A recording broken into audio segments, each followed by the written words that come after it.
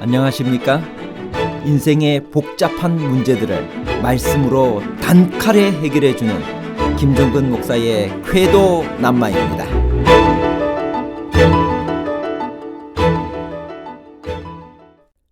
역대상 10장 6절에 그 온 집안이 함께 죽으니라는 표현은 문자적으로 그의 온 가문을 가리키는 것인가요? 아니면 사울과 요나단이 죽던 그날에 사울 왕의 집안은 왕가로서 그 운명이 끝났다는 의미인가요?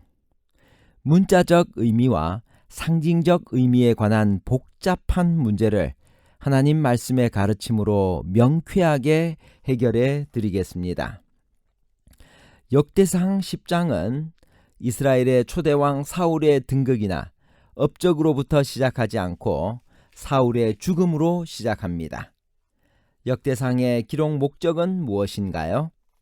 역대상 10장 1절 블레셋 사람들과 이스라엘이 싸우더니 이스라엘 사람들이 블레셋 사람들 앞에서 도망하다가 길보아 산에서 죽임을 당하여 엎드러지니라.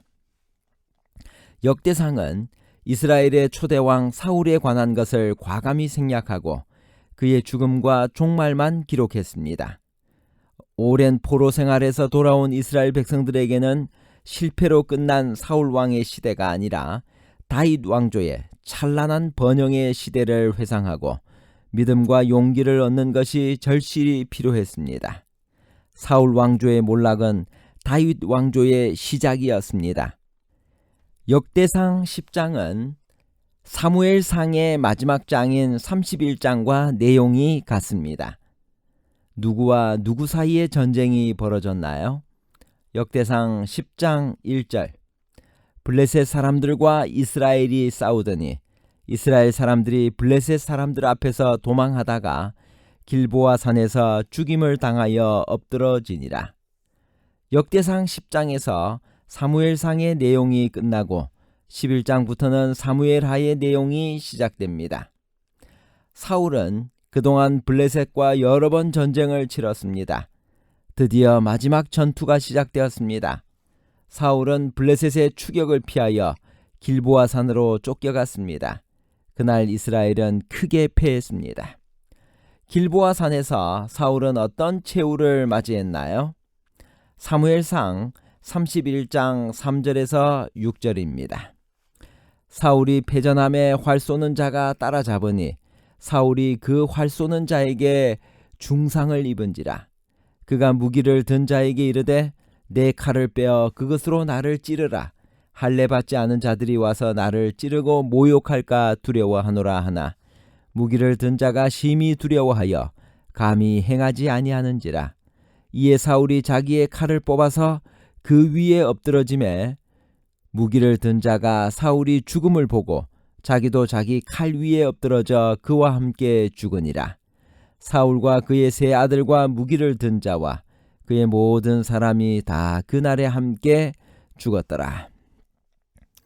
블레셋 궁수들은 사울을 추격하면서 그에게 집중적으로 화살을 쏘았습니다. 사울은 중상을 입고 쫓기다가 마침내 스스로 죽음을 선택했습니다. 한때 이스라엘에 짝할 사람이 없다고 칭송을 받았던 사울의 생애가 이렇게 비극적으로 막을 내렸습니다. 그는 하나님께서 왕으로 직접 선택하신 사람이었고 왕이 되기까지는 겸손하고 순종적인 사람이었습니다. 그러나 사울의 파멸과 그 영혼의 상실은 자신이 선택한 결과입니다. 그의 참을성 없는 성격과 그의 판단을 하나님의 명령보다 위에 놓는 그의 교만한 성품이 그를 그릇된 길로 이끌었습니다. 하나님의 선택을 받을 만큼 훌륭한 사람일지라도 점점 하나님께로부터 멀어지는 길을 선택한 사람의 말로는 비참합니다. 전투에 참가한 사울의 세 아들의 운명은 어떻게 되었나요? 역대상 10장 2절 블레셋 사람들이 사울과 그 아들들을 추격하여 블레셋 사람들이 사울의 아들 요나단과 아미나답과 말기수아를 죽이고 그의 세 아들 요나단과 아비나답과 말기수아가 다 죽임을 당했습니다. 사울의 네 번째 아들 에스바알은 전쟁에 참가하지 않아 죽음을 면했는데 후에 아브넬에 의해 왕으로 옹립되었던 이스보셋이 에스바알과 같은 사람이라고 생각됩니다. 다윗의 친구인 요나단도 길보아 전투에서 전사했습니다. 평소에 그의 용맹으로 보아 그는 최선을 다해 싸우다가 장렬한 죽음을 맞이했을 것입니다. 비록 아버지를 잘못 만나 그의 꿈을 펼치지 못하고 젊은 날에 생을 마감했지만 그는 모든 면에서 아버지 사울과는 달랐습니다. 요나단은 지혜롭고 용감한 군인이었고 겸손한 신앙인이었으며 아버지에게는 효성스러운 아들이었습니다. 이런 요나단이 아버지 사울과 함께 죽임을 당한 것은 우리를 당혹하게 하지만 하나님께서는 결코 의인이 악인과 함께 멸망하도록 두지 않으십니다. 우리는 하늘에서 요나단과 다윗을 같이 볼 수 있을 것입니다. 사울이 죽을 때 그의 온 집안이 함께 죽었나요? 역대상 10장 6절에서 7절. 이와 같이 사울과 그의 세 아들과 그 온 집안이 함께 죽으니라. 골짜기에 있는 모든 이스라엘 사람이 그들의 도망한 것과 사울과 그의 아들들이 다 죽은 것을 보고 그 성읍들을 버리고 도망하며 블레셋 사람들이 와서 거기에 거주하니라. 역대상 10장은 사무엘상 31장과 사무엘하 1장에 기록되어 있는 사울의 죽음을 다시 전하고 있습니다. 사무엘상 31장 2절에 의하면 블레셋 사람들이 사울과 그의 아들들을 추격하여 사울의 아들 요나단과 아비나답과 말기수아를 죽이니라고 합니다. 그리고 이어서 4절 5절은 사울의 자결을 전합니다. 그런데 역대기는 같은 사건을 전하면서 사울과 그의 세 아들과 그 온 집안이 함께 죽으니라고 묘사합니다. 공동 번역의 표현처럼 일족도 전멸하였다는 것입니다. 그런데 그렇지 않습니다. 사울의 아들 중에 이스보셋이 살아남았습니다. 그래서 사울의 군대 장관 아브넬이 그를 왕위에 옹립하여 그는 2해 동안 통치합니다. 뿐만 아니라 사울의 아들 요나단의 아들인 무비보셋도 생존했습니다. 그렇다면 역대상 10장 6절에 그 온 집안이 함께 죽으니라는 표현의 뜻은 무엇일까요? 여기서 그 온 집안이란 표현은 문자적으로 그의 온 가문을 가리키는 것이 아닙니다. 그것은 거의 전부, 사실상 모두 다라는 의미입니다. 그런 식의 표현은 오늘날에도 여전히 관습적으로 사용되고 있습니다. 한 가문이나 세력이 결정적으로 꺾이는 순간을 표현할 때 다 죽었다고 말합니다.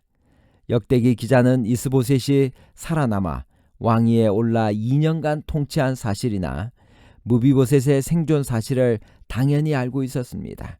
그러나 다윗 왕가의 통치가 주요 관심사인 그에게는 이스보셋의 통치는 의미가 없었습니다. 왜냐하면 그때 이미 다윗이 유다 족속의 왕으로 즉위를 했기 때문입니다. 이스보셋의 통치는 그저 몰락한 사울 가문의 마지막 진영에 불과했습니다. 다윗의 은혜를 잊고 살아가는 무비보셋의 경우는 더 말할 나위도 없습니다. 사울과 요나단이 죽던 그날에 사울 왕의 집안은 왕가로서 그 운명이 끝났습니다. 역대기의 본문은 그런 의미에서 그 온 집안이 함께 죽으니라고 표현한 것입니다. 전쟁이 끝난 이튿날 블레셋 사람들은 무엇 때문에 다시 전쟁터에 왔나요? 사울의 시체를 그들은 어떻게 처리했나요? 역대상 10장 8절에서 10절. 이튿날에 블레셋 사람들이 와서 죽임을 당한 자의 옷을 벗기다가 사울과 그의 아들들이 길보아 산에 엎드러졌음을 보고 곧 사울의 옷을 벗기고 그의 머리와 갑옷을 가져다가 사람을 블레셋 땅 사방에 보내 모든 이방 신전과 그 백성에게 소식을 전하고 사울의 갑옷을 그들의 신전에 두고 그의 머리를 다곤의 신전에 단지라. 블레셋 군사들은 전리품을 거두러 왔다가 사울과 그의 아들들의 시체를 발견했습니다. 그들은 사울의 머리를 베고 갑옷은 승리를 기념하기 위해 블레셋 땅 사방에 돌렸습니다. 사울의 머리는 그들의 신 다곤의 신전에 놓여졌고 머리 없는 그의 시신은 벳산 성벽에 못 박혔습니다. 결론입니다. 첫 번째, 역대상 10장 6절에 그 온 집안이 함께 죽으니라는 표현은 문자적으로 그의 온 가문을 가리키는 것이 아니라 사울과 요나단이 죽던 그날에 사울 왕의 집안은 왕가로서 그 운명이 끝났다는 의미입니다. 둘째, 사울의 몰락에서 배울 교훈은 그는 뛰어난 사람이었지만 하나님께 순종하지 않고 범죄했습니다. 셋째, 사울은 하나님께 묻지 않고 신접한 자를 찾았습니다. 감사합니다.